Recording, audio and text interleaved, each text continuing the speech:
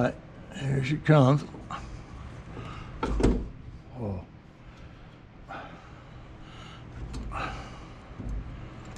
Told you this thing comes out easy. Oh. Ah.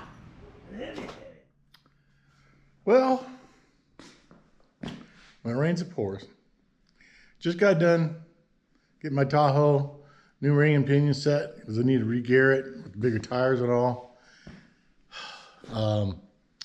And during all that work, I took my Jeep JKU out a couple times. We did the high desert roundup, and then just last weekend we went out. We did 6 hours of four-wheeling out in the El Paso mountain range. It wasn't hard stuff, but we did over 11,000 feet of elevation change, so it was a lot of ups and downs.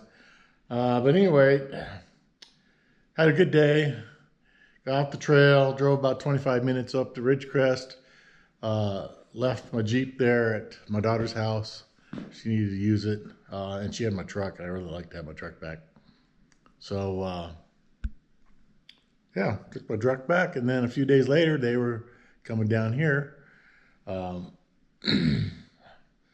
we're going to get together, go to Arizona. So they brought the Jeep, and they got about, 5-10 miles in, and all kinds of noises at speed, different speeds, and it would just make them, she said, grinding noises, whatever. So they turned around because they still had a long ways to go. And I mean, there's no tow truck service or anything out there. I mean, it's in the middle of nowhere. So they went back to Ridgecrest, left the Jeep there, and then they took the Toyota instead. Finally got back from Arizona, grabbed my trailer, went up there, picked it up. We had actually rented a U-Haul trailer in Arizona and brought it back, so I had to return that in Ridgecrest too. So I had a few things to do out there. And also stopped by a welding supply place and got a new torch. So I got a lot done out there. But anyways, they towed the JKU back here. I parked it and said, "Didn't even look at it," because I had to get the Tahoe done. And got it done. So today I said, "Hey, I got some time." So I just pulled it here in the shop. Man, that's right. I cleaned the whole shop up. And I mean, if you look back there, I haven't put the lift away. I mean, I thought it was like a transfer case, transmission. I'm thinking, man, I don't want to work with that. It's too heavy.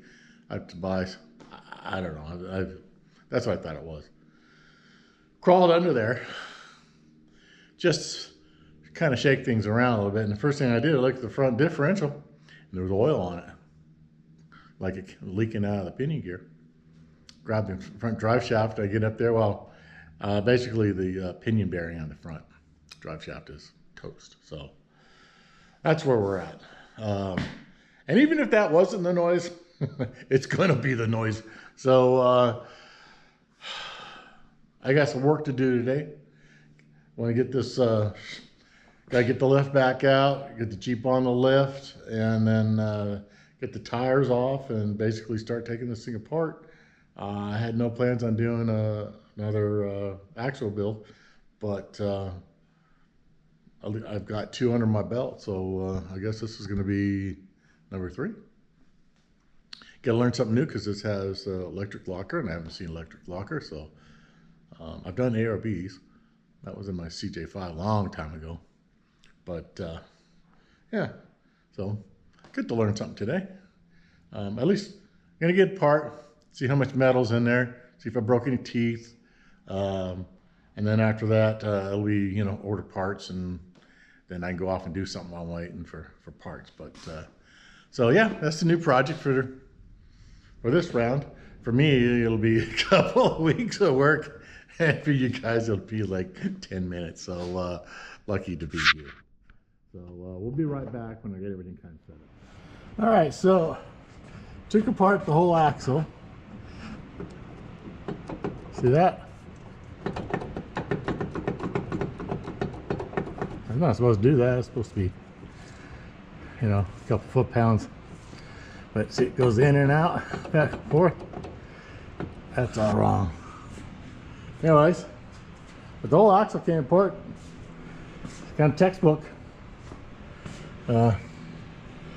E-locker had to go look at a video. But I mean, this sucker's apart. There's axles on the ground, all the parts here. You know, it's just nuts and bolts wrenching. That's all there is. Caliper hanging. So yeah, I just got to get that pinion gear out. There's the mysterious here's the mysterious push pin right there, and you just put I think it's a 19mm wrench on it and just unscrews it, gets it out of the way. It's literally right in the way of getting the pinion gear on, so you have to take this out. E-locker that for the electromagnet, that's pretty simple too. Might have a different version, but see that little plug there, that's on the electromagnet, and I just got this kind of wonky on here, just so I know where it goes. But anyways, it plugs into here, and then there's a hole that sits down in there. See the O-rings on here, and then your harness just plugs into there and done. Otherwise, it's just a standard old differential Dana 44 housing. One of the things I didn't know is they have these axle guides, these things right here. They're not necessary, but if you pull it on both sides, but if you pull the axle out and you don't get two of those, you gotta go fish it out. Not gonna be easy if the diff's still in there. You don't have to reinstall it with those though. Not required.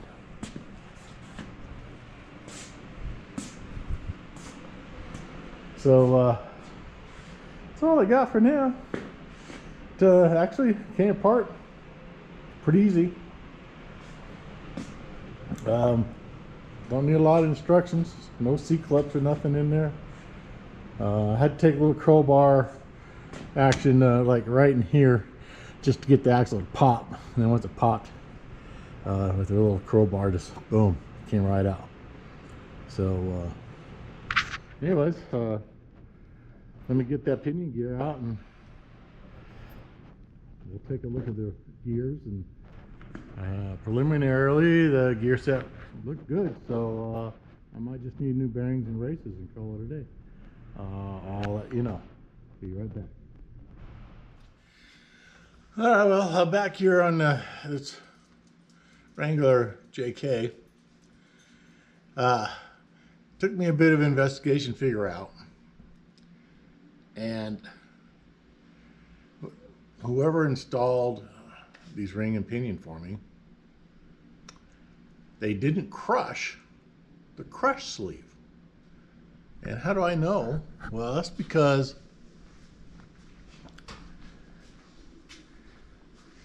if I take this is the crush sleeve that was in it, and if I measure the height of this crush sleeve, and then I got a crush sleeve eliminator kit, if I take that, that's the spacer with shims on it. Let me see, there's a whole stack of shims, and I measure this spacer with that whole stack of shims on there. This is still shorter than that crush sleeve, so there's no way did they crush that thing. And when I decided to put this back together with the original configuration that was failed, I started, to drive it in there, and I felt it hit that crush sleeve. And then my impact started to crush the crush sleeve, and I could see it was getting tighter and tighter, and I'm going, well, hold on. So I didn't take it all the way down, and I pulled it apart. And I thought, well, it's measuring. I thought, this is ridiculous. It wasn't put together right. And the only reason why I didn't fail is because this was done in 2020. My Jeep was in the shop when the did the whole pandemic shutdown. Yeah, this thing was in pieces. I'm like, am I ever going to get this thing back? So I don't know what happened there, and that was 5 years ago. So why it didn't fail over 5 years? Because I was working then, and we didn't off-road this thing. So this being in the front end, even though, you know, it was loose, there was no load on it. Well, this last year, we've been wheeling it pretty hard. So I think once we started putting in four-wheel drive and climbing with it, and you know, putting loads on it, then basically the pinion gear started to grind away, give way, and that would explain why there was a nice little chunk of real fine metal on the magnet. But anyways, let me show you something here really interesting. So what I did is I just went ahead and I put the pinion back in, no crest sleeve or anything, and just tightened it up until it had a preload on the bearing like it's supposed to have. And then, where'd my screwdriver go? Just one second.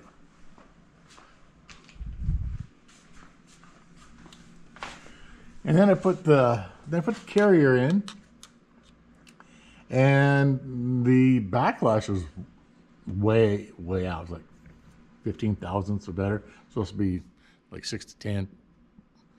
So I went ahead and added 10 thousandths to this side and took 10 thousandths off on this side, and that moved it in this way. And I got me to 8 thousandths, which is within the specifications. But what I want you to look at, really interesting, is look at that tooth right there. See, it's a hard line here and a hard line down at the bottom. And this one too, hard line, and then a skip and a hard line up there.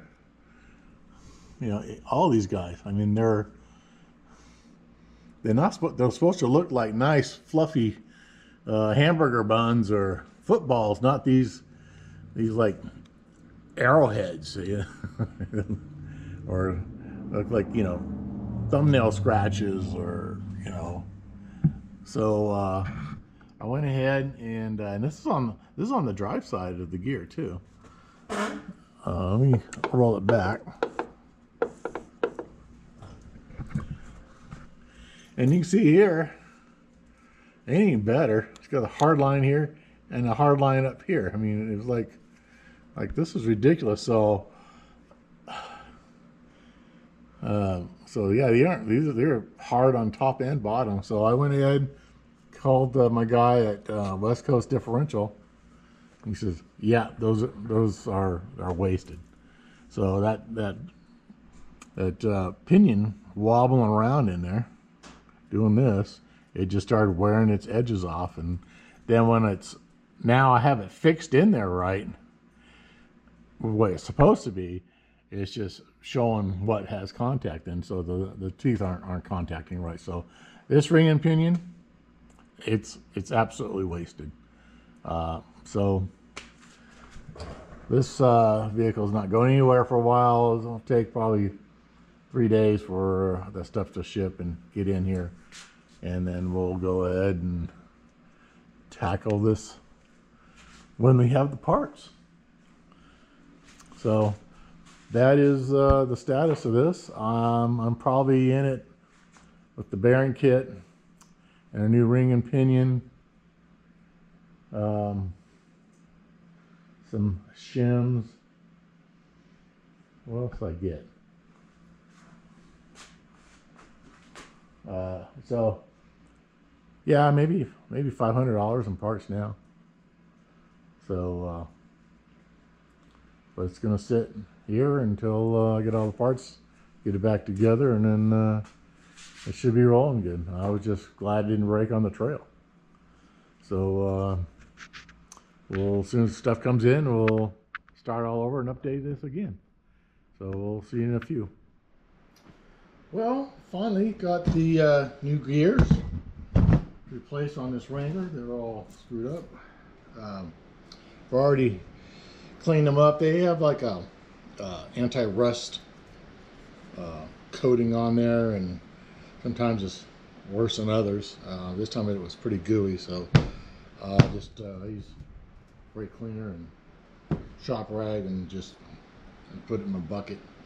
Anyways, I've already took a file on this, got the surface down, make sure there are any high spots or any kind of sticking up, so this thing sits as flat as can be. The locker itself is all cleaned up, surface all cleaned up, so all I gotta do is put this sucker on here, and you don't have to take this off, get the ring gear, you just kind of slide it over, pretty easy, and pops this sucker right back on there. Let me get the A bolt started here.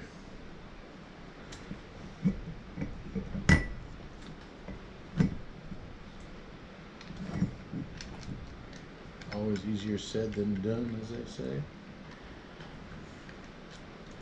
Because this is perfect alignment. See how many holes are in the back of this thing? They've got one that's too big right next to it. One is just right. That's kind of cool.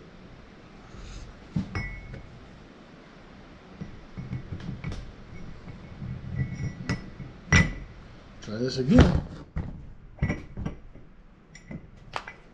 You're like, where's the Loctite?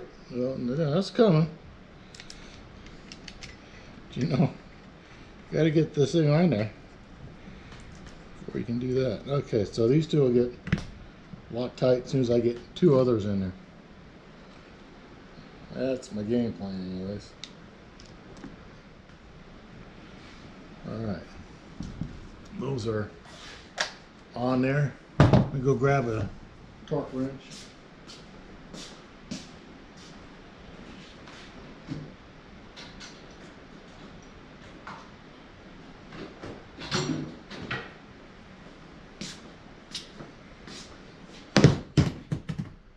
And the booklet will tell you the torque spec. Usually 60 ring gear bolt torque.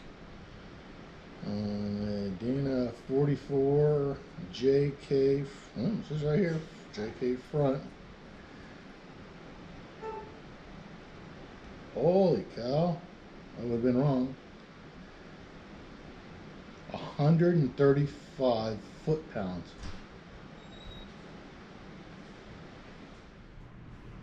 So what I decided at 135 foot-pounds, if it was like, 60, somewhere there, maybe even 80, with two people you can, work something out and get it. But 135 that's huge, especially for one person. And so I got an idea, and it happens. So let me show you my idea here. So the idea here was to use the locker right here. And you see these shims stuck in there? That locks this carrier. And then you can see my drive shaft, got the screwdriver in there. And so we can't rotate. And what you got to do, and also you can see that there's two red marks on it. The one in the middle dot here, that is my first torque as I do them all. And then I went around, and as I retorqued them, I marked the side of the bolt. You can see them right here. Now this bolt here, it gave me one of those eerie feelings like it was gonna break. I went, oh. So I did my slash there, I took it out. I went ahead and went around and did the double torque on everything else. And then I checked the bolt. It didn't look like it was twisting, there was anything going on. So I thought, well, let's put it back in there. and torqued it down, and it felt just fine. So it got its special little retorque mark. But all you got to do is you can pull these shims out, and now you can rotate the locker, and then when you put the shims back in, which by the way takes usually 2 hands for me. These are just 2 pieces of metal I had. Yeah, it's gonna be can't do it with 1 hand probably. Anyway, shove it in there, and now this thing should be locked, and not there. There it goes. So now it's locked, and you can torque these guys, and you just pull those out, rotate it, shove them back in, and you do that sequence, and you'll be able to do this all by yourself and torque all these things to the specified 135 foot-pounds. I couldn't think of any other way to do it but to, you know, use that axle shaft, shove it in, lock it. You know, I got bearing caps, so this is nice and safe. I'm not doing anything this locker wasn't built to do. So 135 foot-pounds should be nothing compared to big 37-inch tires, you know, at high RPMs, flying, spinning, rock crawling, you know, all that stuff. So I thought this was the safest way to do it, and it worked. So for any of those of you watching, this is the part of doing mechanical work, work that is creative, because you have to find solutions to things, and there's no book on this. You know, it's experience. And you know, if you worked in a shop and with a guy that's set up hundreds of gears, heck, only 50 gears of, you know, as long as he's been doing Jeeps and trucks and all the different makes, models, they're going to get a process down for each type of gear set in there. So that's where, you know, having a mentor really comes in handy. But I don't have a mentor, so everything takes me 3 times as long because I got to figure this stuff out on my own. But anyways, I got that done, and now it's time to move on to the next thing, which is putting that pinion gear together and installing it into the Jeep. And this ring gear, it's got to come out in order to do that, and that's not too difficult on this vehicle. So I'll be right back. All right, so here's the pinion. And what I did, this is the original bearing that went down on the bottom on the bad pinion. And I have a pulled it off.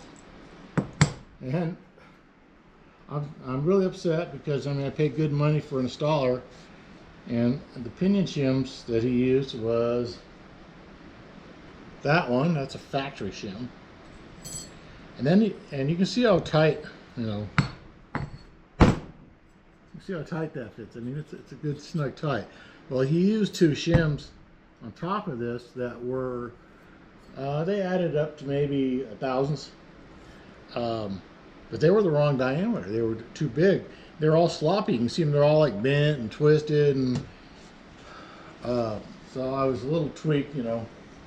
They should have bought the right set and then have or master install set and installed it and properly with the proper shims, which I have. You know, I paid money, got shims. That's how it works. So I threw those away because they were wasted. Anyways, so that's 1/1000 plus the factory one. That's where I'm headed, and I'm just going to put those on for my starting point. And then this is the setup bearing. It actually gets pressed on, and you can see how strong my hands are. Boy, I'm like a 20-ton press right there. And that's why you do a setup bearing. You don't know what this pinion depth is going to be, so make yourself one of these. You're gonna have to have a drill press, and then you get those little sanding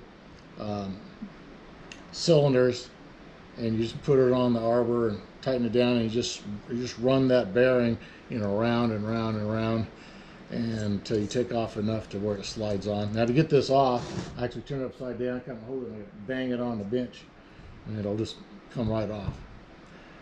So it's not a sloppy fit.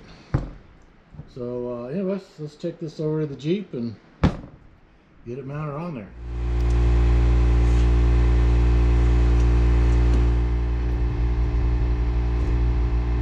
Hold on. I want to put a little lube on this right here.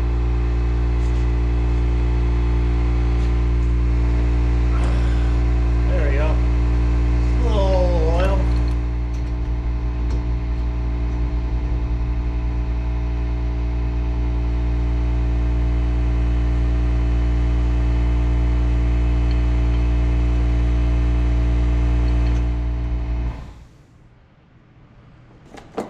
This yoke did not like to go on very far, so I have to kind of beat on it.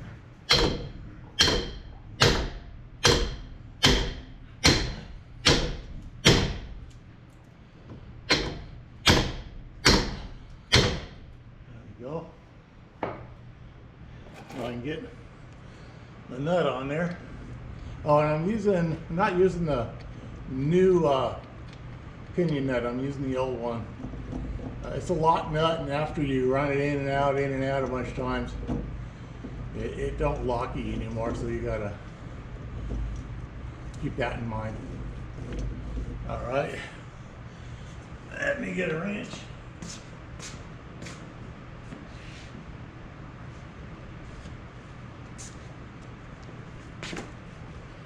Now,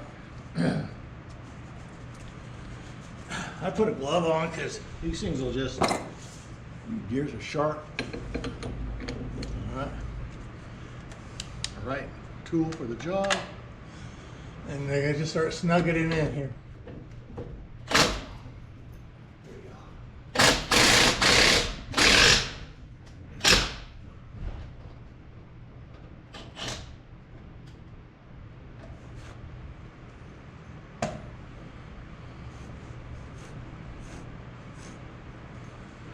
Pretty good.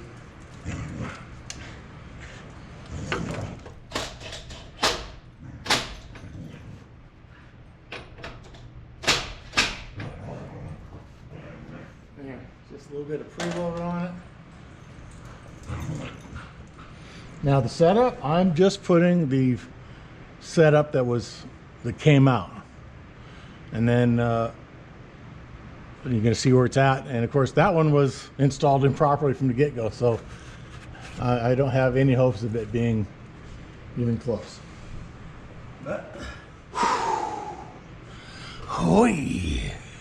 stuff is heavy.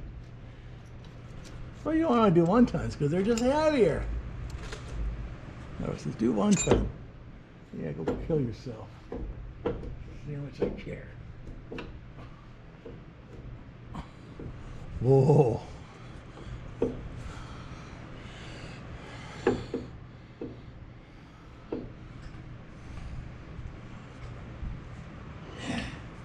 Can you use any hammers? Please use one of these brass hammers and don't hit this.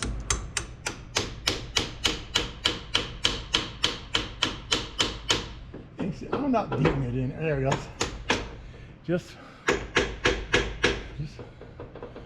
It just fell in like it's supposed to. I can tell you right now, this backlash, it might be on. Might. It tightens up as you put the caps on.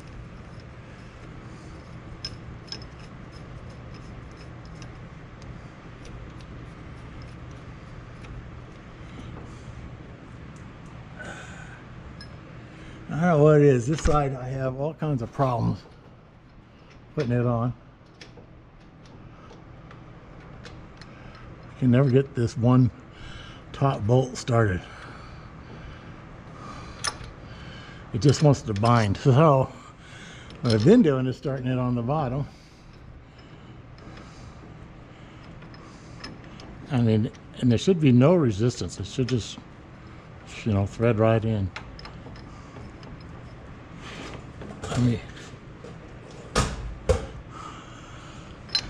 It might be just because this thing's so big, I just don't have a lot of room for my hand. And there, see? Oh, no. There, see, I'm turning it, it's in. I'm turning it super easy to turn. So I shouldn't, so don't ever, you know, cross thread or use a tool to just always get them started. Always. See, they're all in there. This is just a regular screwdriver gun. It has very little torque. It's got the little clutch on there. I'll back it off. You can hear it. It just speeds up the process. And I'm gonna, let's see what the torque spec is on this because I want to set it in there just right. The handy dandy book of torque info. And front Jeep JK bearing cap 80 foot-pounds. Holy moly. They really want them on there tight.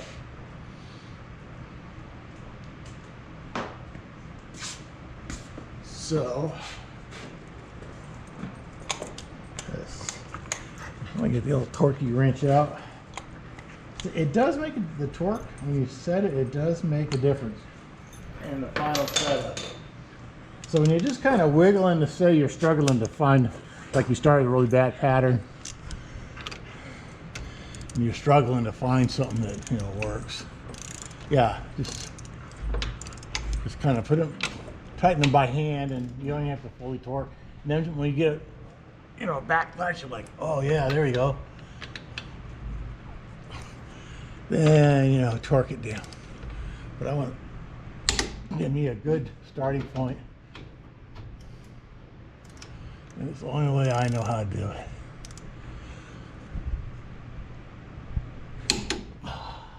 There's 2, 3, 4. Oh.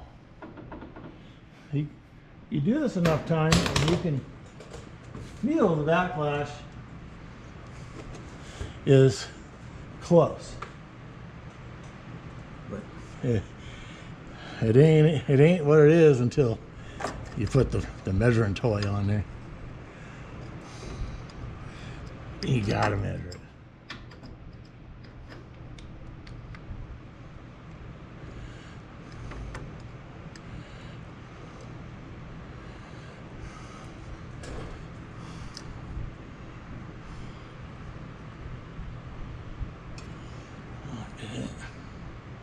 So the load on there. Okay, it's slipping off a little bit, so I need an adjustment here.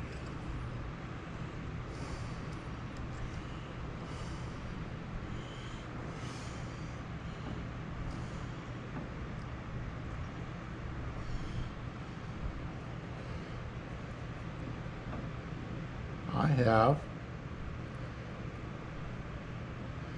6,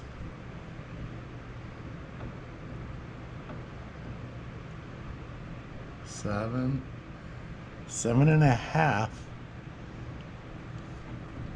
right there, and it's 6 to 10. Wait, this thing's been so wacky. I'm going to check the book. Gotta check the book. I've been wrong twice in a row. Got torque specs, so JK front, pinion bearing, preload, pinion bearing, backlash. 6 to 10. That's 8 is 6 to 10, so that's right enough.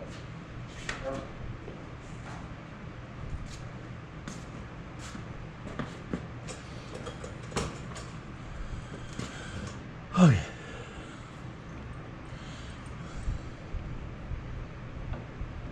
Yeah, I like it. And I've done enough of these now that I know if it's too loose, because you can feel it go glonk, glonk, glonk, glonk, and it's terrible. Absolutely terrible. But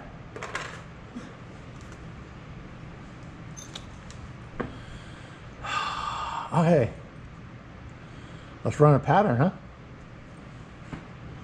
I gotta get the gooey pad gooey. You know, it's all dried out. Let me go get it. And everybody does this. You'll see them, a little dab of oil on there. Because this stuff is really thick. Of course, put my paintbrush down way over there. I really want to get this vehicle done because this here wasn't on my to-do list. So yeah, mix the oil in with that paint. And then you start to goober up these, all the way down into that root.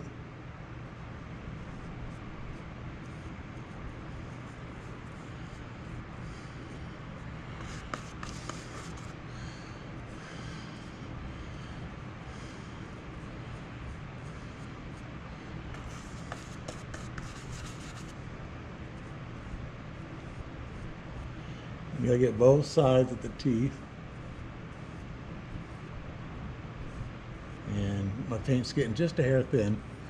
We take from Peter, give to Paul.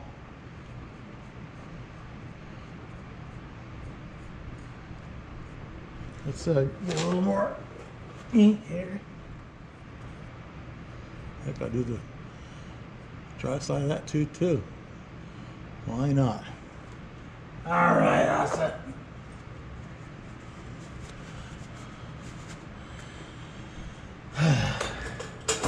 Try this pattern.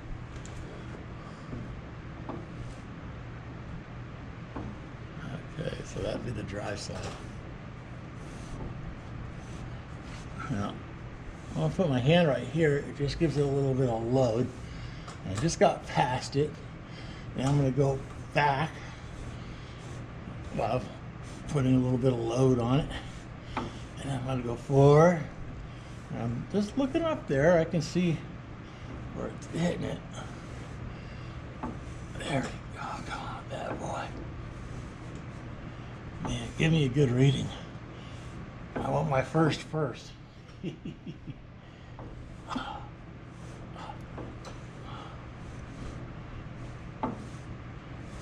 Okay. Wow.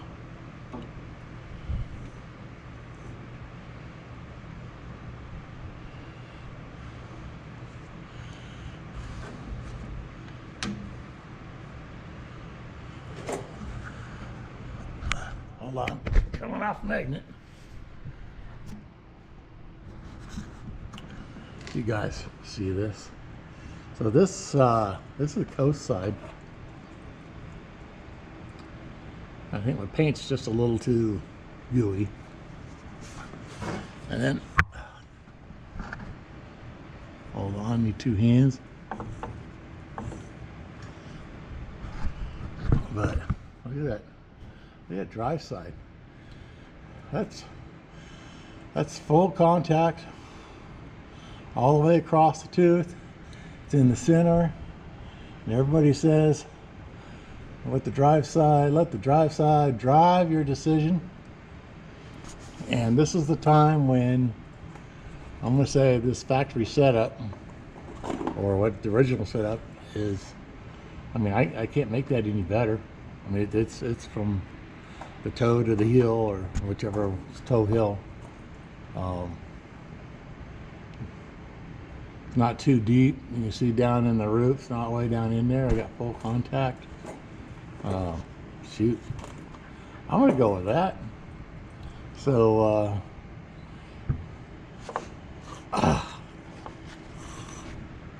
yeah, I think if I had a little more pressure, you can see it swiped all over there, but that's the coast side, so there's really no load except in reverse. Yeah, I'm gonna go with that. I'll see if I can clean that pattern up and keep running it. Maybe put some more ink on there, but that's certainly a lot better than what I had. It was terrible what I had. Wow, well, the camera shut off with the magnet. It shook a thing, battery came out. It was the whole thing.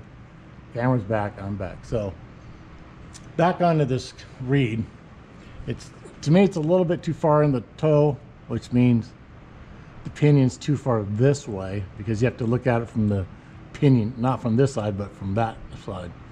So that 10,000 shim that I added, I'm going to take that out and rerun this. You know, I have to set the backlash again, but I'll rerun this and see if it gets better or worse. What the heck, I got nothing but time, right? All right, here she comes. Oh.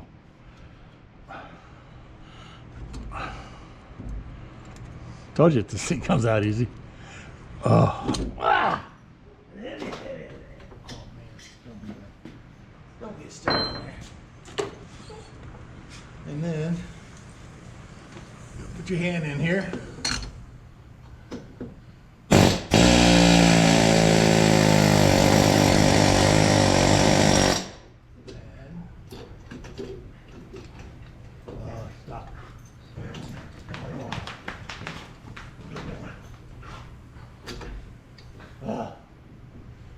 Ready?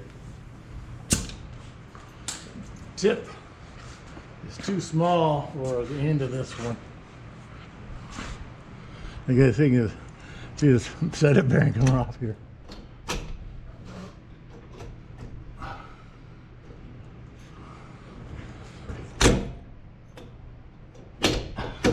Come on off of there. Jesus.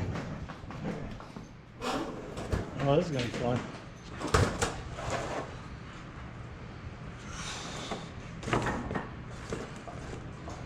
I can fix that with a grinder, but right now, oh, can't believe that just happened too. The bearing is now on the gun. There we go.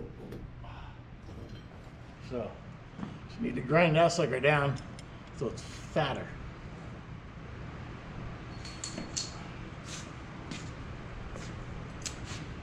It's out. Out.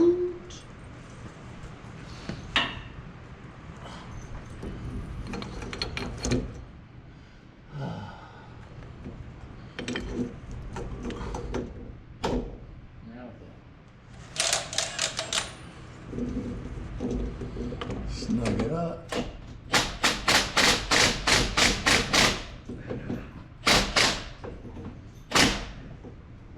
Just got to do a little at a time. It takes a second to get it too tight. There we go. Chances are I'm going to need to re-shim this. So I moved the pin in that way, which moved it away from the ring gear. So the ring gear on this side may be too far out this way, which would mean I'm going to have too much backlash. That's the theory I'm going with. You see the double quotes. Theory. Ugh.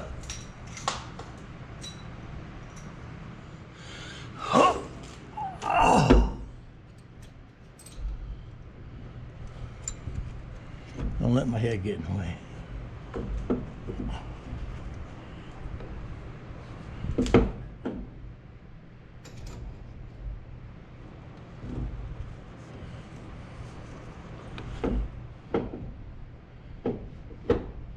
Funny how easy it goes in when the shims are like right in there. Well, that doesn't feel too bad. Not too bad. Maybe, maybe, maybe.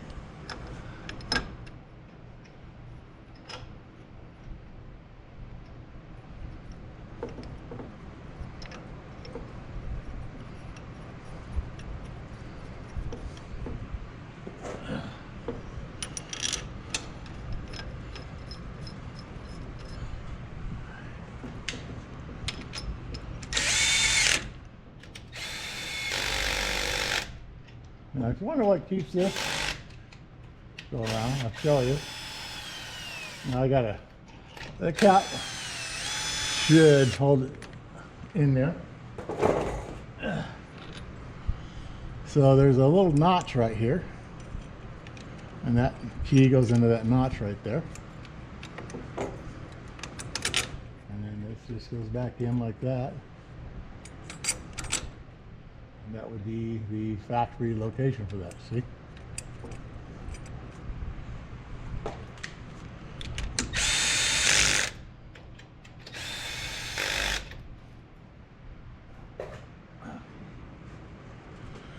You can also see on here, well, I'll back up. I have 2 dots here, and there's 2 dots here. This one, there's a single dot here and a dot there. And I put them real close to each other so I know it's going across. And then I know that's the top, and it's all the right orientation. That way it just takes, you know, I don't have to guess. That's the key, don't guess. No guessing when you're doing gears. No, I guess. Snug. That I'm gonna say is 13 thousandths. Yeah, 13,000. I'm gonna go with that.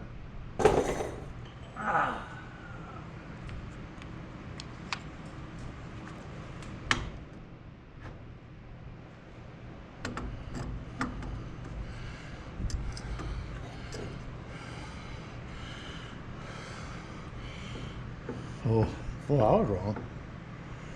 1, shoot. It's about 7.5.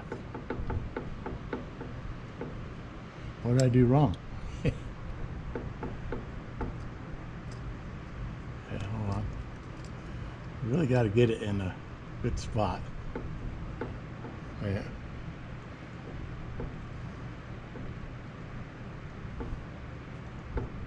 It's 9. Did open a little bit.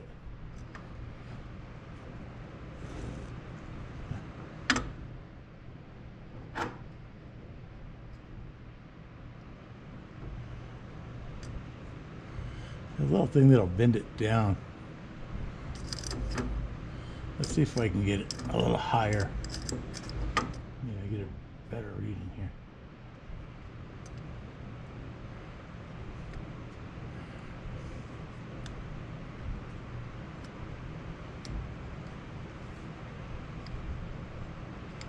Fine-tune adjustment here. Oh well, got to press against the gear. Ah, yeah. I said 13, didn't I? It's 13. So let me pull this out. And I have a 1,000th shim over here, or 10,000ths. I don't think I have one smaller than that. If I had like 8,000, that'd be awesome. Let me get back to you on this, see what I got. Okay, it looks like I haven't moved, but I actually did. I added 10,000ths here, took about 10,000ths out of there, based on what I had for combo shims, and as I suspected, it took too much out. I went from 13 to 4, or 4.5, so it's too tight. It needs to be 6 to 10. So now I can't use this factory shim pack on this side either. I'm gonna have to see what combos I can get to get just smaller than what I have here, and then put it back in. And I should get on next iteration. Be right back. All right, so new setup. Took about 5 thousandths out of that. Added 5 thousandths ish. They were some even weird numbers, but this is an exact size. You just got to get, you know, when you're talking about a couple of thousandths, it's not that. That's more about just getting the backlash in, let alone just a preload in here. And coming in about 7.5. I like it. Check another spot. Oh yeah. That's it, my friend. That's the hot ticket right there. So, well, we still don't know if it works, right? So I got to run a pattern. So let me get this thing painted up. I'll run a pattern and see what happens. See if it improved or it's not that big a deal or what. Look at this beautiful pattern. I mean, that's like full contact sport right there. That is the drive side, by the way, and that's the side that really counts, because you see when I rotate, that's reverse, and then that would be forward. And when I go that way, the pinion gear is driving on that side of this gear. By definition, this side of the gear is the drive side. And I mean, I got full coverage. Look at that, all the way from heel to toe. So that is the setup. I mean, technically I got it in 2 tries for the pinion depth. But you know, when it comes to shimming for your backlash, it will take you 2 or 3 times. You get better at it as you practice, and practicing is just, you know, guessing based on what you're familiar with results. And I was pretty sure that the results were going to be a little tight. I was hoping I'd be at 6,000ths and not, you know, moving those shims over.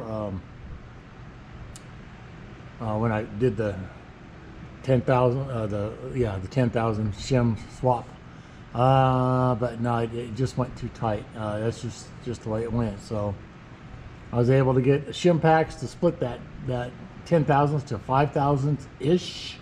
Between these two, and end up with a beautiful pattern. I got the right backlash. It's all good. So really, it comes apart now, and I have to actually install the pinion correctly. That's be with the crush sleeve, the brand new bearings. These on right now, still using the old bearings. That could change it a hair, but it's not going to be significant. All right, well, it's actually another day. I got tired yesterday, so I said, I'm going to go get cleaned up, have some dinner, relax. I don't know if you know anything about tennis elbow. The tennis elbow has nothing to do with tennis. Actually, went and saw an orthopedist because didn't feel like it was clearing up. He says, no, I really didn't have it. You don't even have to play tennis. Actually, it's the tendons in your elbows start to, as you age, they deteriorate to a point where they start having problems. And because I wasn't playing any tennis, I guarantee you that. And both of them hurt, and they hurt from lifting that carrier, you know, in and out. There's other positions that don't hurt, but mostly like if I push against myself in that direction, it just feels like my elbow's gonna snap and it hurts. But now I says, well, you know, give me a cortisone shot and I'll go away and this will all be done. And he said, that actually prolongs it historically. I'm like, so what do you do? Oh, physical therapy. I'm like, ugh. So the other thing he said, at nighttime when you sleep, you tend to roll your hands in like this. He says, and that makes those tendons shrink, and then when you open your hand and start to use it, it really hurts. So they give you a little wristbands that hold your hand out straight, and then you can also do hand stretches where you pull it back. And I just started doing those, and boy, it improved a lot. But when I do this kind of work, this is when it really flares it up. I guess it's something I'm just going to have to deal with for the rest of my life. There's worse things. But we left off with, not tennis elbow, but now they're relaxed and feel a little better. We got the whole setup. And once you get that, you got to take it apart and actually do all the right things. And let me show you what I've done here. So what I went ahead and did Oh man, that camera's got grease on it. That's the problem doing mechanical work. Well, you get grease on everything. So much better. So I put this yoke in, and it's supposed to have a crush sleeve. I didn't use the crush sleeve. I used the crush sleeve eliminator kit, which just uses a sleeve that doesn't crush and then shims, and you just got to shim it. And you'd be surprised. 1-2 thousandths can make a huge difference. And so hopefully you have the right combo. And the spec on this, it's usually 10-15 inch-pounds. They allow 20 to 30 inch-pounds. You can't even spin it. Usually it's like if you do that and a spin, it'd be good. But yeah, I looked in the install book, and for the front JK data 44, it is 20 to 30 foot-pounds, or I mean inch-pounds. I'm sorry. So when I rotate it to this direction, it's 30. When I rotate it that direction, it's 20. I go, okay, that's in spec. I'm good. So that does not have, I don't have the seal in here, and I don't have, there's a little, it's a washer. They call it it's for throwing oil. They got a name for that. And so I need to install that. Plus I'm using the original nut. So to make this permanent, I pull the nut off, pull the yoke out, install the the washer that they had in there, this oil slinger, I think that's what they call it, and then put this all back on, and then put the new nut back on here like a one-time use thing, and with some Loctite. So I need to do that, and then that pinion will be set. It has the new bearings in it as well. I did the races already, and then I set up with the new races and the old bearings just for test, because there's no load on it, we're not driving. And then all you gotta do is then put the locker in, get it all torqued to spec, and put some Loctite on the bolts, torque that down, and then this housing will be done. But there is one other trick to the trade here. Where is it? Oh, here. This thing.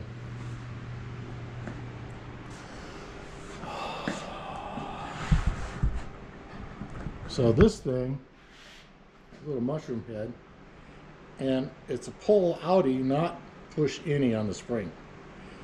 So to get this to install correctly, you get a toothpick of the appropriate size and you cut it down and you wedge it so that it's extended, and tie a little string around that piece of the toothpick there. And once you get the carrier installed, and this thing is on the correct on the passenger side of there's a metal shield in there, then you know you got it correct. I actually took a photo before I took it apart, so that's why I know it's the passenger side. And then you just pull the string, it pulls the toothpick out, and and this is the sensor that turns your light on and off, and also tells your computer it's okay to be locked or it's okay to be unlocked. So you get this wrong, look at that. Yeah, you get it wrong, the lockers don't work. So that's I'll show you that little part when I get there.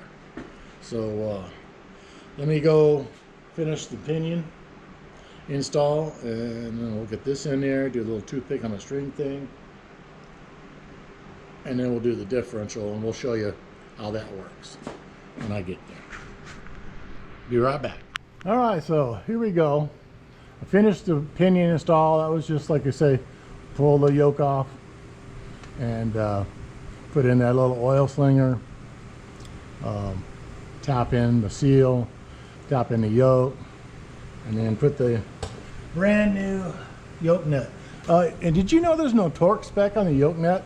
Because it's really based on whenever you reach the pinion load, that's the torque of it, and it's an unknown. So that's kind of interesting. So now I need to get the, you can see my string here, and I got it flipped over the top, and then my little stick right here. Get a little closer. Hold on. Magnets, magnets, good magnets. Let's see if it'll focus. There it is. And the string is on the top of the sensor, holding it out that way because it has to be able to go. When the carry goes in, there's a little plate goes right underneath this thing, so you can't have the stick, you know, in the way. So let's rotate it to the top. Now, fun fact, I technically have never done this before. So, this is one of those, if I can do it, you can. At least that's what I'm going with. Let me move the camera a little bit. My head's going to go right where the camera's at. There we go. And this is not going to feel good. All right, let me get this bad boy in there and hope for the best here. I'm going to get the races and the shims and all one big happy slappy, and it all looks good. You got everything. Okay. And let's see if this bad boy's gonna go in there. Okay.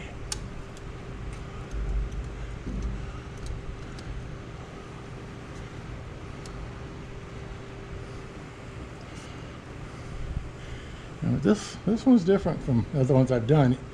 If you have everything kind of just lined up, it literally just kind of falls in the place. Now, oh yeah, I can see it's lining up just fine. Oh, shimmy shim's coming out. And all right, what do I do with my little oh, hammer's way over there. Don't you fall out, little bit. Let's see. I'm not going to let this go. If it falls out, that'll be catastrophic. So let's put a, if I can, maybe I can do a bit, get lucky and do a bearing cap on this side. I need my little brass hammer to do some tap, tap, tapping. Let's see. Oh yeah, that's going in. Okay. Cannot fall out because it bolts in.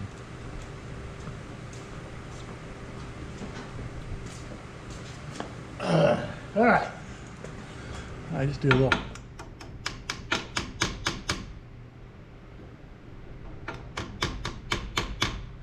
the shimmy shim into the shimmy shim spot, pushing them in there. I don't like the way that's lining up.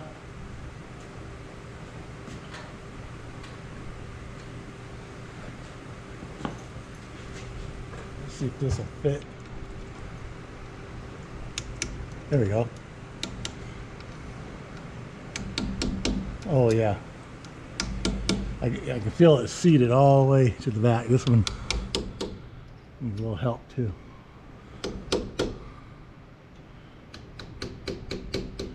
I just don't want the shims to be sticking out. You know, they need all lined up nice.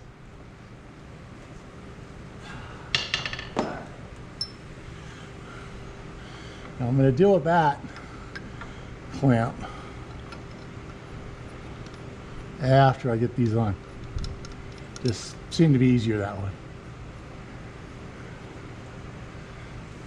Hey folks.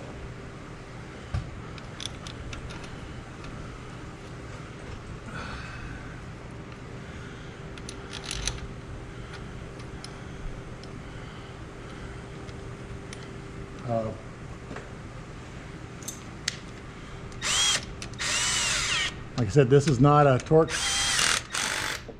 It's just a screwdriver with a clutch, and the clutch is set to like a whole lot of no torque.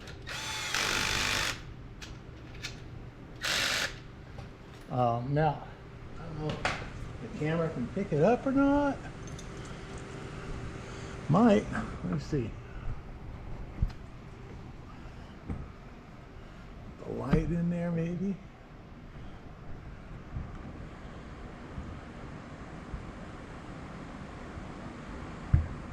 Down here.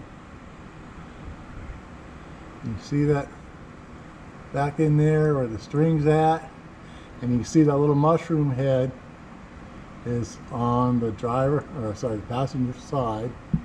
Sorry, every time I turn this thing off or I clamp it, it snaps and it knocks my battery out. But anyways, I did pull the string out and it just popped right out.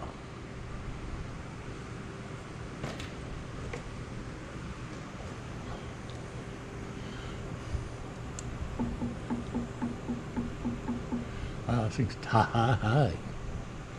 Why is it? Feels tight. See, this usually I could rotate it, but I think it's that thing holding it shut. I think that's it. I think that's how it works. Hold on. Let me find a bigger screwdriver. Should I do this?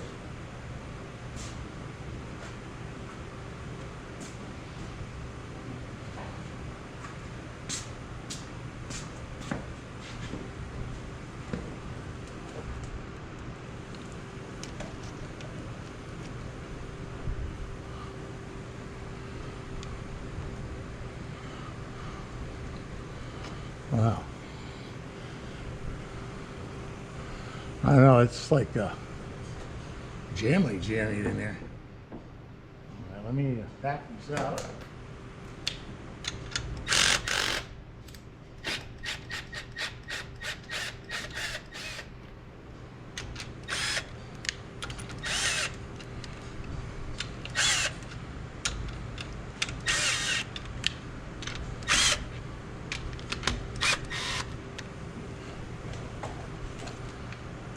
It's this torque spec that's bizarre.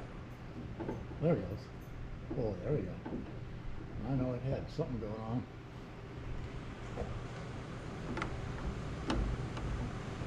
That's what we want.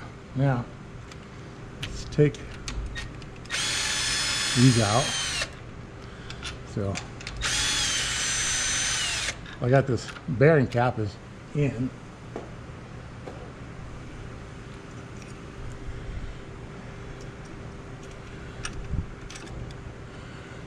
And whoa, this might be a mistake, huh?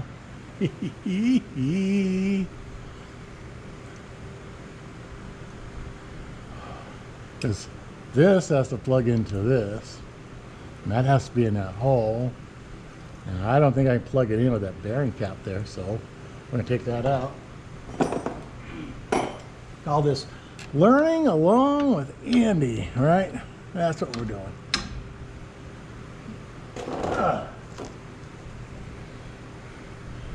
No, this isn't the correct configuration. I did this so I wouldn't lose it.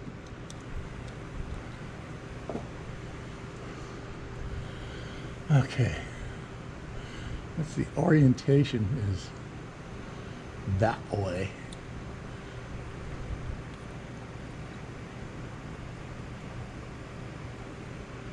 And then this goes,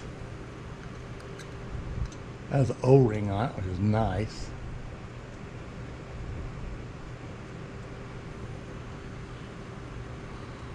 There we go. See, it's all seated.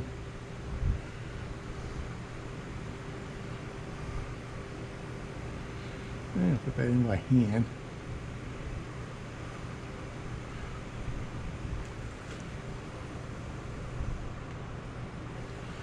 Oh, move this so I can see.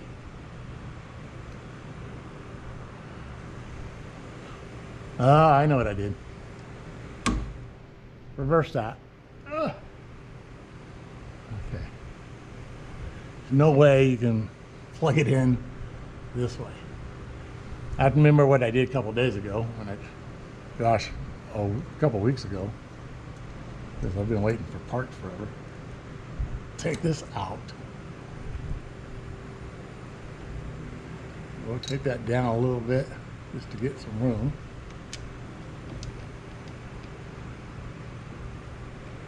And you want to jam this up through the hole.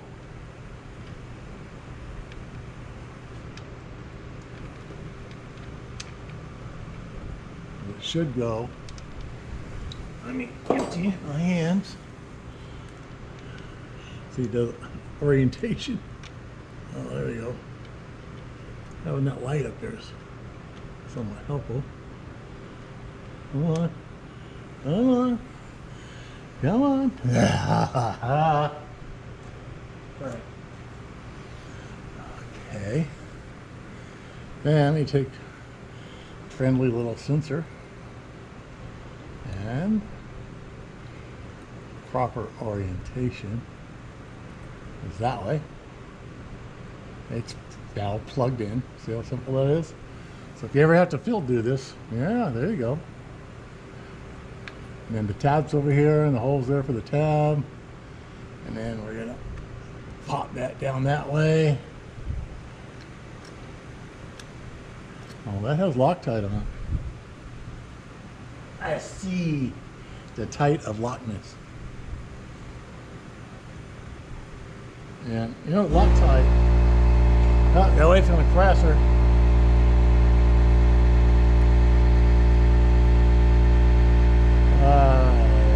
Love that compressor.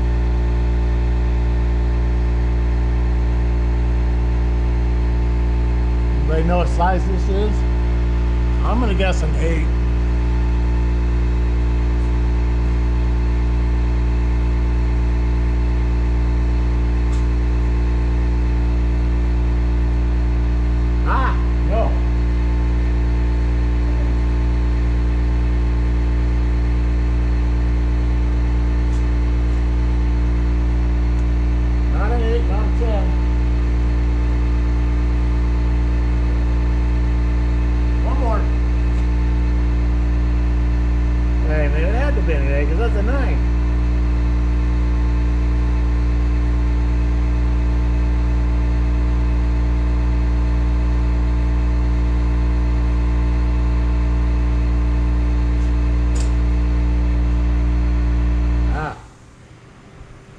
Turned out the black one was a 7, not an 8.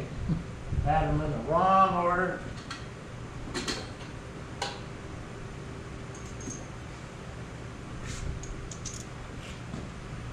That happens.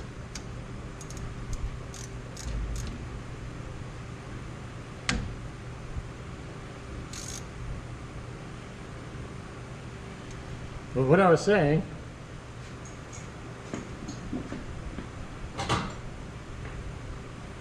with Loctite, really you just a dab will do it. So you don't need a lot. And then, not gonna work without that.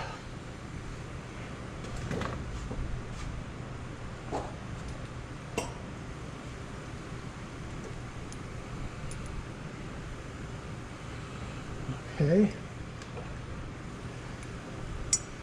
Now I'm putting some Loctite on these bolts.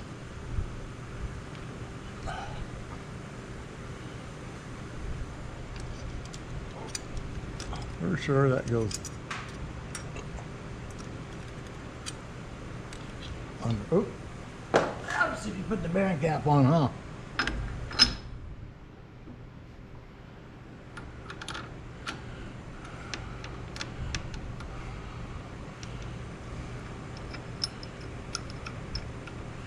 There you go. A little Loctite on the other bolt. Just a little dab will do ya. Dabba dabba do. Oh, yeah. Younger folks, that was from Flintstones, old cartoon.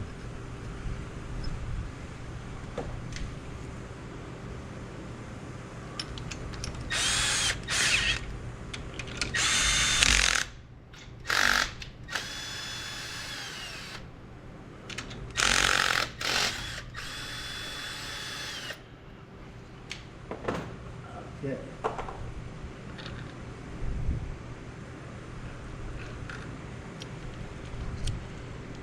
A little clippy in, and I'm pinching the wire. It's not pinchy the wiry. Move it out of the way. There we go. It's a good spot for it. Out of the way. Okay.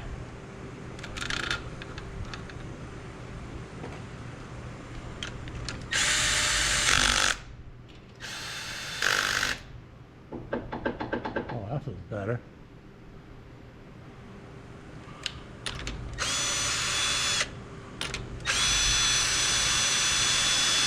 Well, there was some weird bind in it when I put it in.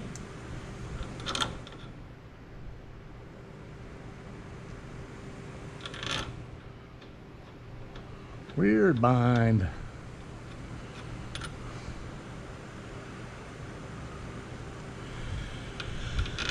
So I can just say none of this is like super technical. It's just there's a lot of little details. And then sometimes you gotta get creative, like when I need to torque this down. Oh, there we go. Perfect. Yeah, see, and that still moves. There was a bind in here, but it's gone now. There we go. All right, now I think it's 80 foot-pounds. I'm gonna check the book because I don't want to go off memory.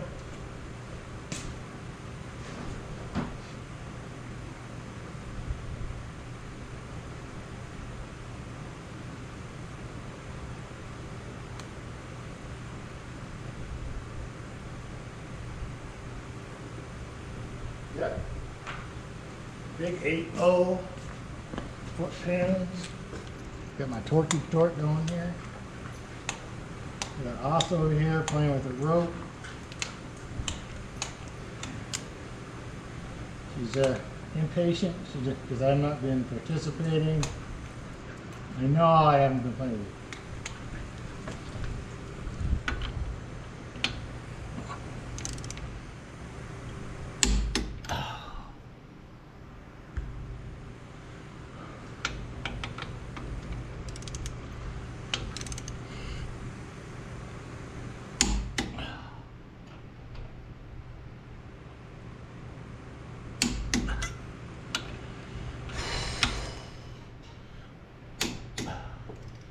Okay, one last check.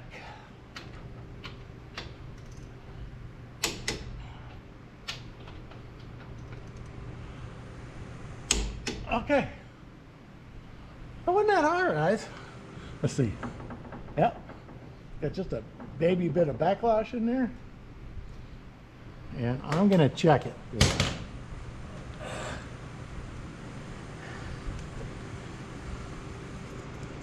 It does feel. I have different bearings in there, and when you put different bearings in there, stuff happens. And that's my motto. Stuff always happens. It likes to happen to me.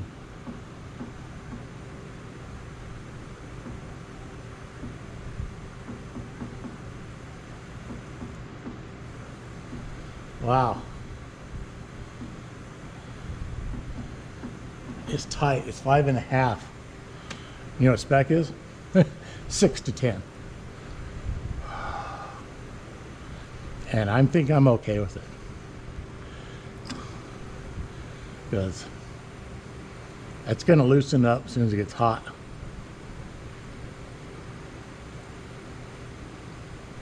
I mean, we're talking 0.005 of an inch. I mean, half. That means I got to take a shim out of here and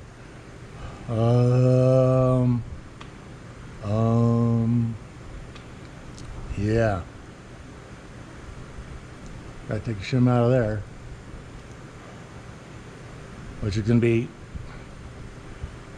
not 0.010, but maybe 0.005. I took 0.005 out on this side, put it over on this side. That should give me about 2 to 3 more thousandths, which would be 5, 6. That'd put me at 8, like right in the middle.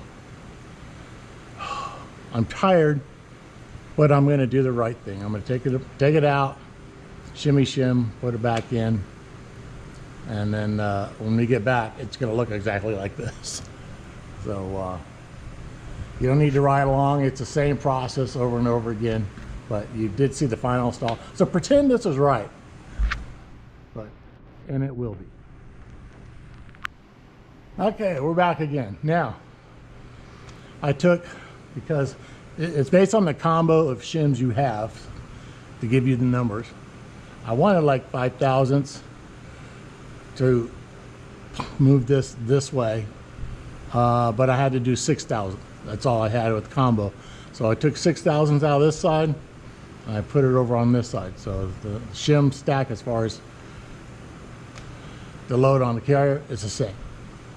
And I don't know if you can hear this. Yeah, I couldn't do that before. Measured out at 9 thousandths. Spec 6 to 10. I'm in spec. And obviously when you move it away, it's going to get looser, and like I say, just moving it at 0.5 thousandths.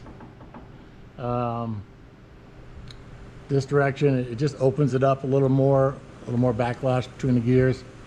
And so that's so every time you go from forward to reverse, you can hear the, every time, boom, click, click, click, click, click, click. So that's it. I am done with as far as the repair on this, and now it's just put this thing together and go out and test drive and hope whatever the original problem was, that this was it, and it goes away, and then I got my vehicle back, and that I don't install any new problems on the assembly side. You know, there's a lot of little things to plug in here. So anyways, when I come back, this thing should be hopefully on the ground. Well, check it out. No more vehicles in the shop. My Wrangler ring and pinion change repair has been completed. In fact, I've got it parked right over here. Took it for a test drive. That ring and pinion did just fine. But unfortunately, I'm done with it, but it isn't repaired. It was definitely quieter without that wobbling yoke and that shaved off ring and pinion gear that was giving a little chicken scratch on the contacts. I mean, that was just buzzing like a saw. So it's quieter, but I didn't hook up the front drive shaft, and I drove it, and it still has this really strange whine noise, and then when you get off, it's got a lot of slack, like going back and forth. I got a friend of mine, known him for 30 years, and he's got a transmission shop. He does really good work, guarantees his work. So it's going to go on a trailer and for a 2.5-hour trip off this mountain down into Los Angeles County, and drop it off. And then all I got to do in a week or two is go down there with a pocket full of money, pay him off, and drive it home. That's it for today. And thanks for watching. Till next time.